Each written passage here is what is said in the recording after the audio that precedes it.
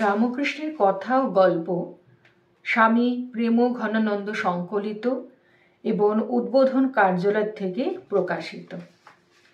আজকের গল্প সিংহের বাচ্চা। মানুষের অন্তরে ভগবান অনন্ত শক্তি দিয়েছেন।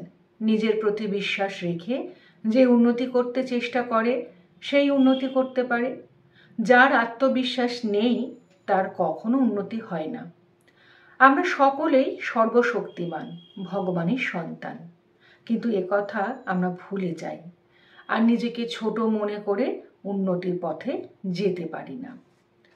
পাহাড়ের ধারে এক মেষপালক মেষ চড়াচ্ছিল। মেষপালক গাছতলায় বসে তামাক খাচ্ছে আর মেষগুলো এদিক ওদিক চড়ে বেড়াচ্ছে। সেখানটার পরেই একটা ছোট পাহাড়ি নদী, তারপর পাহাড়। সন্ধে হতে আর বেশি দেরি নেই। মেষপালক বাড়ি ফেরবার জন্য উঠল। এমন সময় নদীর ওপারে একটা ভীষণাকায় সিংহী এসে দাঁড়ালো। তার চোখে যেন বিদ্যুৎ খেলছে। মেষগুলো ভয় চিৎকার করতে লাগলো আর মেষপালক হতভম্ব হয়ে দাঁড়িয়ে রইল। চোখের পলক ফেলতে না ফেলতে সিংহীটা এক লাফে একেবারে নদীর এপারে এসে পড়ল। তখন একটা কাণ্ড হলো। সিংহীটা ছিল পূর্ণ গর্ভবতী। হঠাৎ জোরে লাফ দেওয়াতে সিংহীর একটা বাচ্চা হয়ে গেল আর সঙ্গে সঙ্গে সিংহীটাও সেখানে পড়ে মারা গেল।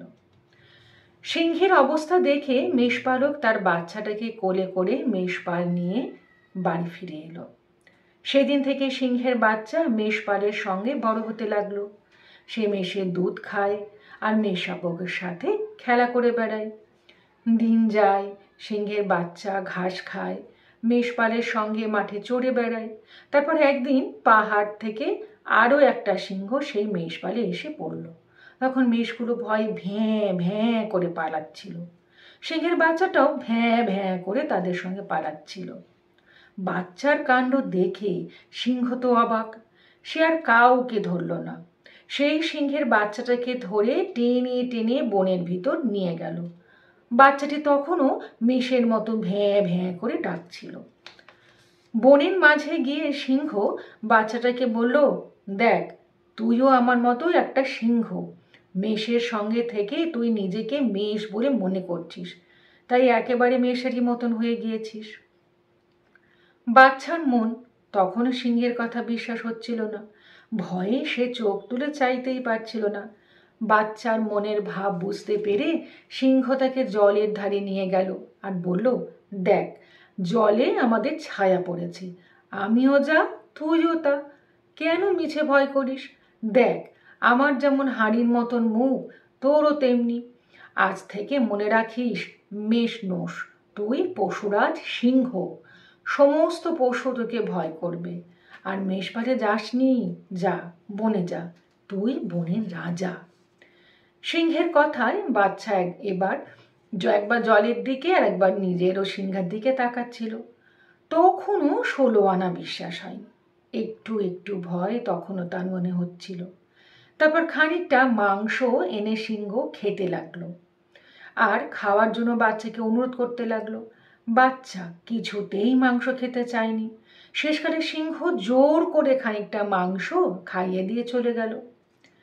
সিংহের বাচ্চা অন্তরে যে তার সিংহের শক্তি রয়েছে, মেষের সঙ্গে লালিত পালিত হওয়ার তার মধ্যে সিংহ ভাব বিকাশ হয়নি।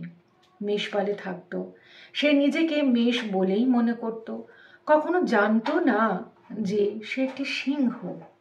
আজ রক্তের স্বাদ পেয়ে আর সিংহের উপদেশ তার মনে সিংহ ভাব জেগে উঠল। তখন সে মাথা তুলে দাঁড়ালো। মেঘের মতন গম্ভীর স্বরে সে ডাক দিল। তারপর ধীরে ধীরে গভীর বনে চলে গেল। সিংহের ডাকে সারা বন কেঁপে উঠল। নিজেদের দুর্বল, অক্ষম, ছোট ভেবেই আমরা আমাদের যত দুঃখ ডেকে এনেছি। অন্তরে আমাদের আত্মারূপী সিংহ ঘুমিয়ে আছেন, তাকে জাগাতে হবে। তার অসীম শক্তির কাছে পৃথিবীর সকল শক্তি তুচ্ছ। জয় ঠাকুর, জয় মা।